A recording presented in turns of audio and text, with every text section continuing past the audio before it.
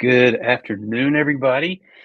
Good to see everyone. Welcome into the latest, I don't want to say the latest, the new edition of gPanel Basics. I see people filing in.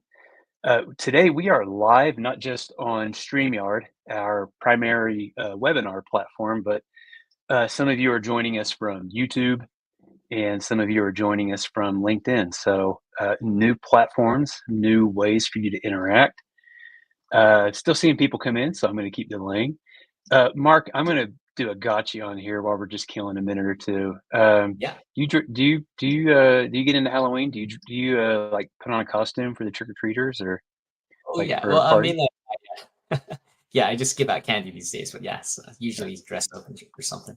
What's your costume of choice? So you got like a horror or something fun?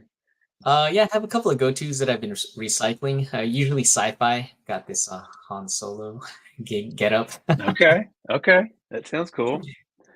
All right. Well, it looks like we still have some people coming in. A few years ago in Mexico City, I acquired a lucha libre wrestling mask, and that's become my standard. Uh, and it just horrified. Like my wife and kids cannot tolerate it. Well, let's go ahead and get started. Welcome in, everyone. My name is Brandon. I'm the marketing director at Promevo. This is Mark. He is one of our customer engineers and our gPanel guru. Those of you that have been coming to our gPanel office hours series most definitely recognize him. Uh, and I wanted to talk for a minute before we get started about the difference between those and gPanel Basics. So for the last year and a half, we have done gPanel office hours, which are meant to be more in-depth, deep discussions and tutorials on some of the uh, like all the functions within gPanel. You can go back and find information on signatures, on automation, rules engine, drive sweep, stuff like that. Like that's all still there and it's all still relevant. What we're hoping to do with gPanel Basics is sort of reset things for all of the new users, for all of our maybe longtime users who maybe they're only using a certain aspect of the platform. Maybe they're not as familiar with other parts of it. So uh, we will still do in-depth videos and in-depth webinars whenever a new function is announced. But the purpose of basics is really to help you understand the foundational elements of gPanel. We will be doing them every month. Everyone that registers will get a recording delivered to your inbox. We'll also follow up with other things that you need to know, like links to our knowledge base, links to help you sign up for our release notes, so that you know when something is when we release something new, you'll be the first ones to have access to it. But yeah, I mean that's essentially it. The As always, anytime that you maybe need help with a certain function or you have questions, you're always welcome to reach out to us.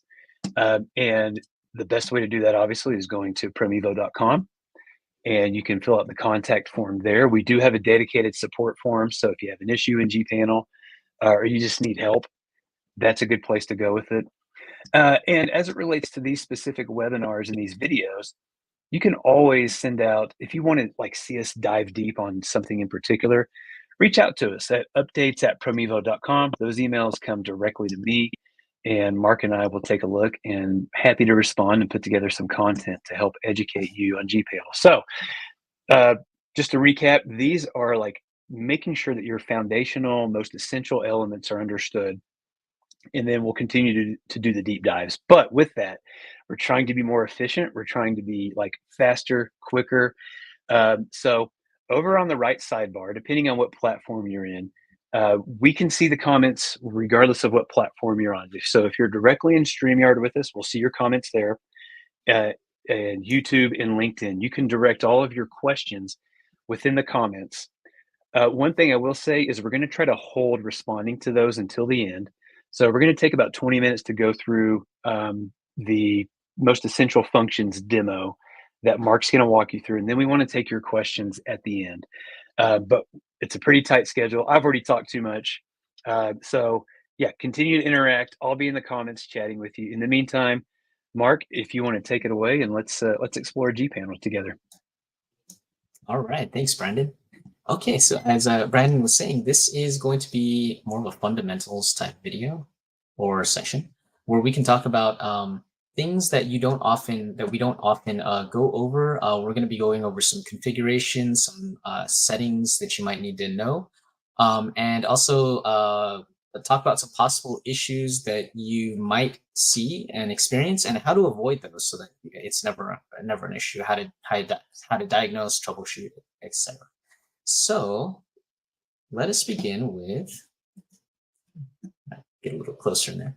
All right, let's begin with gPanel's setup, initial setup, or maybe you've never set it up and you want to take a look at some of your settings.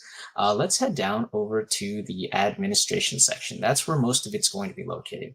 So when you click on administration, what we want to focus on today is going to be the settings section right down here. All right, in the settings section, across the top here, we're going to have our menus. We're just going to go from left to right. Perhaps this is something it just configured for you automatically, and you've never actually changed it. If you ever need to change these things, I'm going to explain what each of these does and what changing it could possibly do. All right, so the first one is set up gPanel admin. That's where we're at now. So there can only be one gPanel. It's called the application admin or the gPanel super admin. Gives you a little explanation right down here. This is the account that's used to make all Google API requests from gPanel to your workspace. So this account has to be configured in a certain way. This account, it just says right here, has to be a super admin, and gPanel must be enabled for the this user's OU, the OU that this user is in, and that is all in your Google admin console over on the left hand side here. Let me just switch over real quick. So in your Google admin console, just make sure that you see that, well, look up that user that you want to use, make sure they're a super admin, and then make sure that gPanel is enabled for their organization. I'm not going to go deep into that unless you want to. Later on in the Q&A, we can if you'd like to. But just to let you know, if something changes with this user account, if they change their role to something else, not a super admin, or if if they get moved to an OU where gPanel is not enabled, you will start to see random errors, or maybe even not be able to get into gPanel. So that's one thing we want to get ahead of that, make sure that you are aware of that, so that if you ever need to make a change to this user, or perhaps that user leaves your company, you delete that user, you will be able to replace them before you do that. If you want to replace that user with somebody else, just make sure that replacement is a super admin and is also has gPanel activated, and then you would just type in their email address here and hit save, and that's the way you replace it without causing any disruptions. All right, so very important there, the gPanel admin. Next is the IP intrusion section, and the IP intrusion is where you can specify what IP ranges would have access to your to gPanel. So you can enable it and then go through the configuration to add different IP ranges if you'd like. The default setting is everyone's allowed. For more information on that, and for any of these, you can always, well, first of all, you can always chat with our support on the lower right, chat balloon there, or we have our help documentation here on the upper right. Just click on these three dots and you can get taken to the documentation. But yeah, if you need to set that up, we can go into that a little further in another session. Next, we have our secondary domains. So if you have if your Google Workspace has additional domains, secondary domains, in addition to your primary domain, in order to manage the users that are created on those secondary domains, the users and other resources, you would first need to add in the secondary domain here. I don't have any on this particular tenant, but if I did, I would just, or if I needed to, I would just add in whatever the name of the secondary domain is. Just add it in there. It'll appear on the list here. Once it's on the list, you may have to refresh, but once it's on the list, any users or resources created under those secondary domains will start to appear in all of the sections in gPanel. All right, next is your time zone. This is where you can set your time zone, pretty self-explanatory. And then all of your reports and things that you've scheduled, actions that you'd like to run, your automations, they will be based off these time zones. Custom labeling. So custom labeling is where you'll have the ability, if you'd like to upload an image. We have both a section for you to upload images in light mode or dark mode. So these would be images that would be your logo that will be displayed in the user portal when a user logs into gPanel. So just something nice to do, some branding that you can add to the user portal. What is the user portal? Well, if you wanted to look at the user portal, you can navigate to your icon in the upper right, click on it, and click on user portal. In a new tab, the user portal will be launched in a new tab, and you can see the view that a user will see when they log in. We'll go a little bit more into this in a future session, but when you assign a user role to somebody, a gPanel user role, they will be taken to this portal rather than to the admin portal where we were at. So if you want your own custom branding, you can see here in this light mode, we've got the gPanel branding here. This is where you would put in that branding. All right, next, Google API status. So the API status, this gives you the ability to check that all of the Google APIs are running properly. If you see an X here, I believe it's going to be, under any of these, you'll know that that API is having trouble running.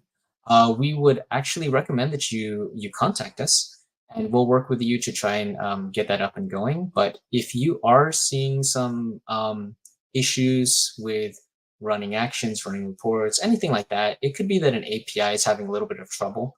We can help you diagnose it, but your first step would be coming over to the Google API status page and seeing that all of these, or checking the status of all of these. Each of these APIs, to get an idea of what they do, you can click on our documentation. You'd have to search for Google API status, but you will get this page where it gives you kind of a breakdown of what each one does, a little bit more of a summary of what each of those APIs controls and why you need it. So, oops, wrong one. All right, so that's how you would use this page and why you use it.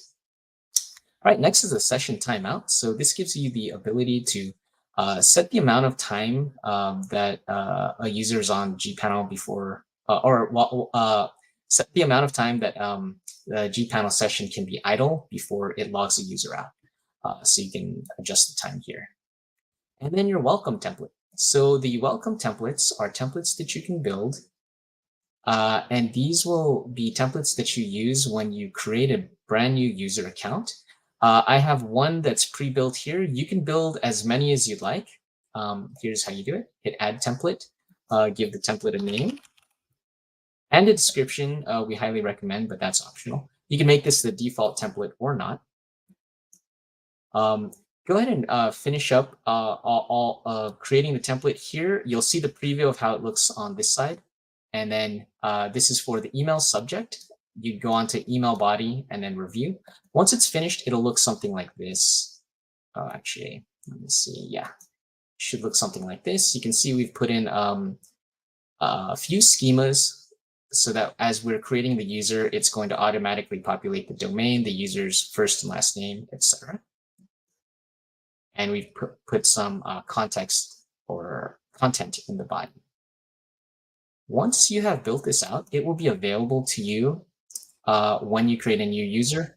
If you have several here, you can pick from whichever one you'd like to apply to that user to send them their welcome template. All right, that's a little bit about the initial setup. Next, what I'd like to do is go over the plans and billing section just a little bit and just kind of get you to understand what your tools are here, when you need to ever look at the plans and billing section. So when you click on the plans and billing section, it will have a list of all your subscriptions. I only have these 2 subscriptions here, but you can also have your Chrome device subscriptions. You can have voice subscriptions, Gemini subscriptions, whatever you're subscribed to. For the most part, should be listed here. You'll be able to see how many licenses you have. And if you are, well, first let me show you how to see how many or see what type of subscription you have. When you click on a subscription, it'll expand and you'll be able to see the number of licenses you had. It says add licenses, but that only pertains to accounts that are in an annual commitment.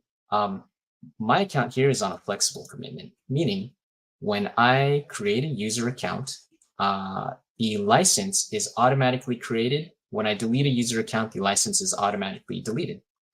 And I only pay for the usage of that license in the time it's being used. It's all prorated. If I had an annual account, I would need to have licenses available, a stable of licenses available in order to create users. And as I create a user, a license will be assigned to that user from my available pool of licenses. So I would always, if I ever plan to create a user, I would always need to make sure I have licenses available. So if this said annual, I would have the ability to click on add licenses and add them myself. If I try to do it now, I do get this error message simply because I'm on flexible. So it doesn't pertain to me. However, if you're on an annual commit, you can add your own licenses. If I was to click here, it would show me the cost of each license I'd want to add, and then I can purchase them myself rather than having to contact us, your reseller, in order to place that order for you. No, you have the ability to place the order yourself, which is great in case of like maybe it's the weekend or maybe it's after hours, or perhaps you just want to make the purchase yourself and keep us out of it. Totally up to you. All right. What else do we have in this section? Over on the right of any of these, you can click on actions. And you have this main menu, which will actually lead you to these submenus, but we'll click on here. The first thing is setting up your pay, and then the other part is the settings section. So let's start with the payment section and managing your payments. We'll click on manage payments. There are going to be two options. The first one is, let's see it for a second. The first one is the default option for Workspace subscriptions. The default option would be an invoice. You're invoiced 30 days prior to your renewal date. Or yeah. So we have the invoice as the default option. If this was a Chrome Enterprise device subscription, this would be a purchase order instead. So those are the two defaults. If you actually wanted to add in your own payment methods, just click on add payment method, go through the little procedure to add in, I think you could add a bank account or a credit card, and finish that up. And then it should appear back here. You'll have a payment method here that you've created, and you can set that up with autopay by checking autopay here and make that, you could just be automatically billed. So that's the payment portion. The settings portion, we'll go into managing your settings. So what are these settings? These are settings that you'll probably only do the very first time, but also perhaps when you have a change of billing personnel, you may want to return to this section and just review who's assigned as the payment contact and where your information should go and so forth. We're going to jump down here to the payments profile section. The things to be aware of here is basically just business name and address. You can edit that, change that up if you need to. And account type, if you need to set this, you can click on that and you can choose different account types, organization types that from our list here. All right, down here we have payment contacts. If you wanted to add a payment contact, you can click there. Fill it all out, fill in your email address, and then it will be added. My contact, you can see we have quite a few here. This is me. So this is my payment contact, my contact details. You can edit that. And I can make myself the primary contact if I select that. That's a little description of the primary contact. Notifications. So license notifications. This is, once again, primarily for those on a you'd want to utilize this if you have an annual commitment. If you wanted to activate that, it will expand. And what you can do is set up a licensing threshold and the number of days between notifications. And what this will do is you set the threshold. If your license count falls below whatever number you put here, anyone you check off here will receive notifications. And this is the number of days between notifications. You can set it for every day or maybe once a week, whatever you'd like. So that's how the notification sections work. So everything that I just went over are things that you might configure perhaps the first time or maybe periodically, but it's not something you really touch every day. So we wanted to talk about it, and we wanted to sort of just have a session to kind of go over setting that up because we rarely talk about it in our other sessions. All right, and so we have a few minutes remaining. I'm just going to go over maybe some best practices. I'm going to start off with user management. Kind of give it just like a really quick overview, just sort of the fundamentals of setting up your users, what all of the different modules can be used for. We'll just start off with the user management section, and then we'll go down the list here. So user management, when you need to create a user, and remember, if you're on flexible, you can do this at any time, and the license will be attached. If you are on an annual commit, you must have a license available, or else you'll get an error message when you try to create a user. You would start off with add new here. It will take you through the little wizard you have. You just go through all the steps, fill everything out, and the welcome letter that we talked about a few minutes ago, that would be in step 6 here, where you can select which welcome letter you would like to send to this new user. A few things here. Once you've created a user, you do part of the configuration, and that part would be setting up their profile information, filling out their company address, their phone number, their email, things like that. But you can further go into any user you want, and you can view and adjust all of their settings in detail after they're created. So everything up here, from their general settings to their Google contacts, what group they're in, email settings, calendar settings, and so forth, drive settings, you've got it all here. And we have some sessions where we've gone into deeper dives, and we can also do that in the future too. But just kind of giving you a quick overview of what you can do on a user level. On an OU level, if you are, that would be the next section, our directory section. It would be the organizational unit section. So what is an OU or organizational unit? These are the categories that you can put your users into in order to apply settings. You may want to have umbrella settings, and then the nested OUs may inherit those settings you have on the parent OUs, or they could have completely different settings. So it's a way to really just specify which settings you want and don't want to be applied to users within those OUs. And as you move users around, they will take on the settings of that OU. So if your workspace is brand new and you need help architecting your OU structure, or at any time, if you just want you want us to take a look, definitely contact us and we can work with you and talk to you about best practices, not only architecting the OU, but the configuration, perhaps like if you want to focus on security, how all of your security settings will be applied to those OUs.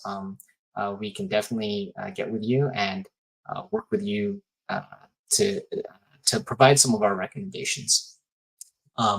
Same thing with groups. So the big difference between OUs and groups is a user can only be inside of one OU at a time. So if there are settings that you need to apply to users otherwise, you can actually make a configuration group, and a user can be a part of as many groups as you want. So in that way, if they are locked into an OU, you don't want to move them, but you want to apply a specific setting other than what's in that OU, you can apply them to you can create a configuration group and then apply settings to that configuration group. And we can also get with you, assess what you have going on currently, and we can work with you to make recommendations on what you may want to do based on what you're looking to accomplish. The other type of group that there is, other than configuration group, is a distribution group, an email distribution group. And that's, as the name implies, just a way to put everyone in a group that you want to send a mass email out to. So we can definitely help you with getting those set up as well. Looking at the time, I'm a little bit over. We do have additional sections here, but I wanted to pause right here and give you a chance to ask any questions you might have, or maybe we can address any questions that you have.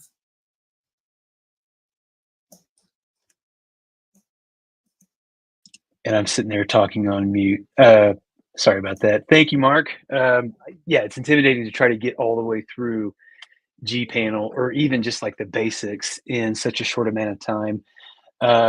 But we will keep, we'll do these every month and we'll keep chiseling away at it until we get it, into a good spot. But that was super helpful. We did have one question. And again, like while we're answering this question, anyone that's watching, go ahead and submit your questions and we will address them. But we did have a pretty good one.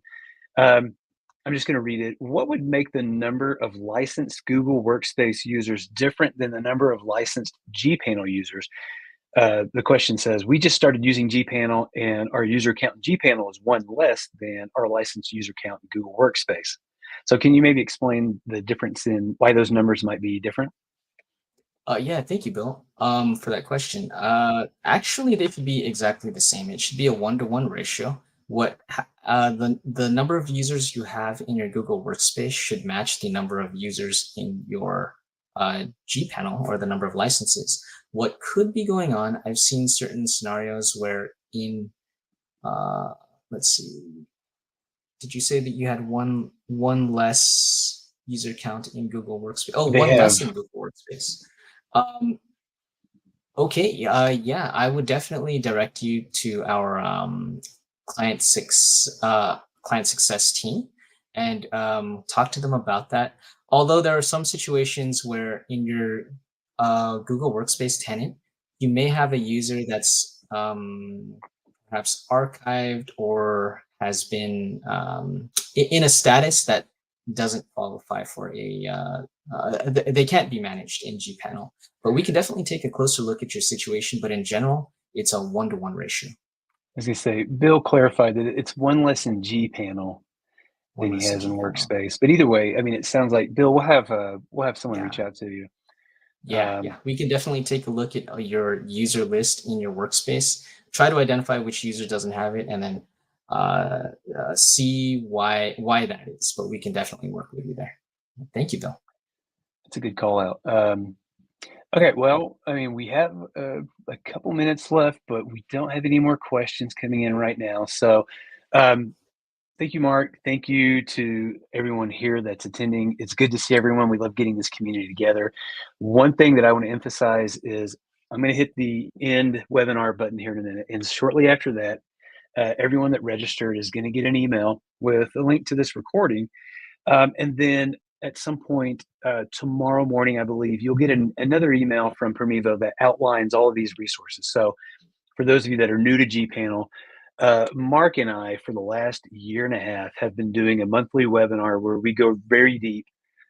We do a tutorial workshop style on a specific corner of gPanel. So there's 12 or 13 of those, just hours and hours of content. It's obviously a very powerful, very busy platform, and there's a lot of stuff going on. We've got a ton of resources there. We'll send you links to those videos. It's called gPanel Office Hours, free, on demand for anyone that wants to see them. They're on YouTube as well. We'll send you a link to our knowledge base. We'll send you a link to our release notes so you can sign up and be notified via email as soon as something new is announced or released in the platform. So yeah, thanks for coming to the very first episode of gPanel Basics. We're going to be doing these every month, so keep showing up. We'll keep doing everything we can to help you get comfortable and use this big, powerful platform to as much as it is capable of. So, in the meantime, thank you, Mark. As always, much appreciated. Always a pleasure. And thanks to everyone across YouTube, LinkedIn, StreamYard, Promevo.com. We really appreciate it, and everyone enjoy your Tuesday. Thanks, everyone. Bye now.